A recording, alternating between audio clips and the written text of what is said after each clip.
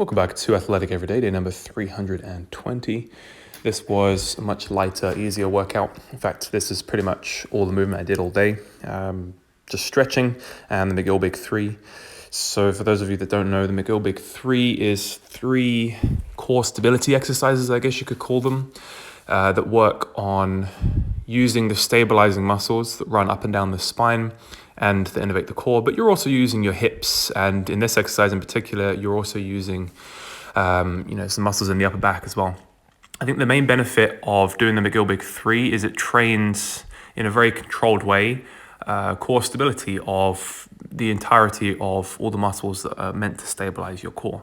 So not just the spinal erectors, not just your rectus abdominis, not just your obliques, but also your hips, your glutes, to a lesser extent, like even your lats and some of the muscles in your posterior chain. In this exercise in particular, what I quite like is that it's actually synchronizing the contralateral aspects of the body, so the left arm and the right leg, this crossing pattern. So for example, the left glute and the right lat, or the left lat and the right glute, they have this crossing connection, which is very heavily utilized in athletic movements in the transverse plane, so the plane that rotation happens through, essentially.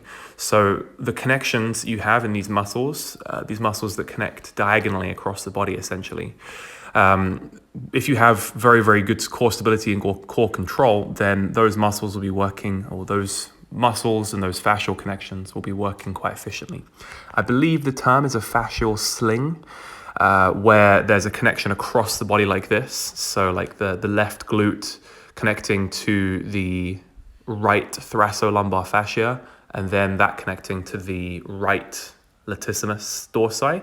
So that connection, that sort of X-shaped pattern, is very important for athletic movements, because it essentially allows for rotation to happen. And this slinging, I think it's called a fascial sling. These fascial slings are very important.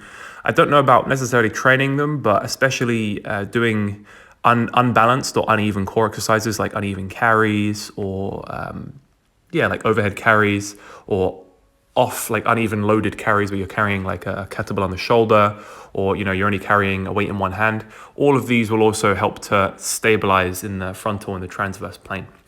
But what I'm doing here is a more advanced variation of what's called the bird dog. So the first exercise is called the bird dog.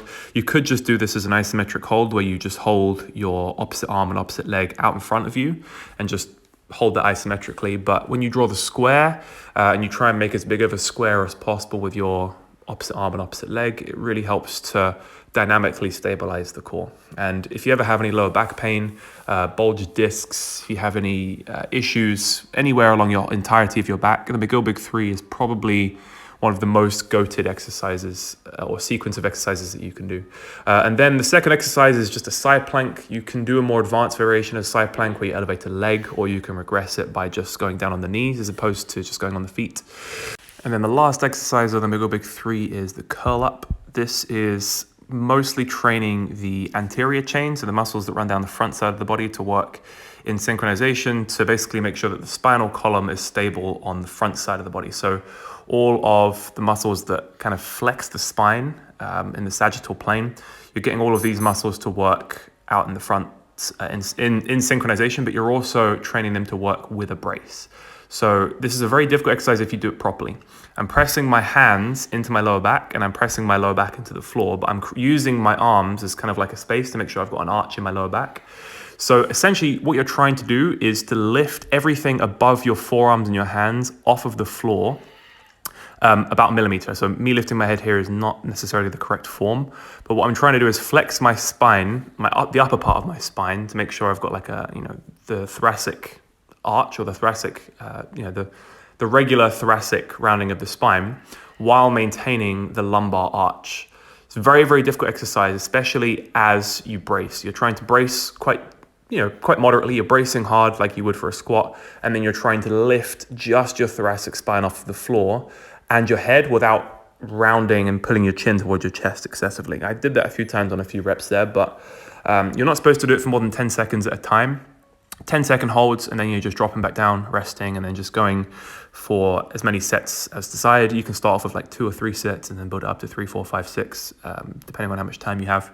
But you really don't need to do many of these in order to see results. In the past, I've had pretty serious lower back issues just from neglecting my lower back, not doing enough accessory work, not doing enough of this kind of like therapeutic stuff. And I can tell you it works wonders. It feels absolutely amazing to have done these for a consistent period of time. It really, really helps my lower back and just any general kind of back stiffness as well.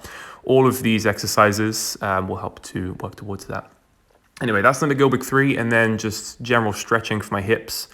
I'm quite mobile in the hips anyway, as you can see. I pretty much can almost do a, is this a middle split or is this a front split? I think this is I don't know what they're called, but whatever this split is, I'm pretty close to doing it. I've always been pretty close to doing it. I'm quite lucky in the fact that I'm quite flexible. It's just, I really want to be able to translate this mobility that I have in my hips, or this flexibility that I have in my hips, into mobility that I can use in vertical jumping and athletic movements. Because just because you can hit these positions in a static stretch does not mean that you're able to utilize them in an athletic context. So it's good that my joints have that capacity and I'm able to reach those in the end ranges of motion without causing any pain or injury. But it would be good to be able to train those in sports, in a sporting or athletic context. Because if I know that I can extend my hip that much, as I did in the splits there, then it should, in theory, mean that I should be able to push off and have that much extra range of motion to extend under higher velocity when I do sprints and jumps.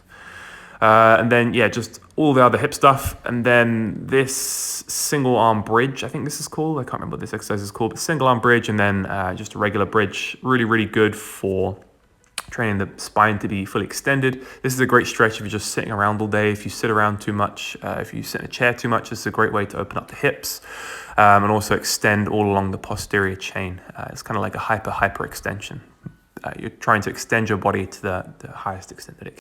Then I finished up with a couple of just bread and butter core strength exercises, hollow body holds, really, really easy. Well, they're simple, but they're not easy. Just kind of like 2 sets of 30 to 45 seconds was plenty for me.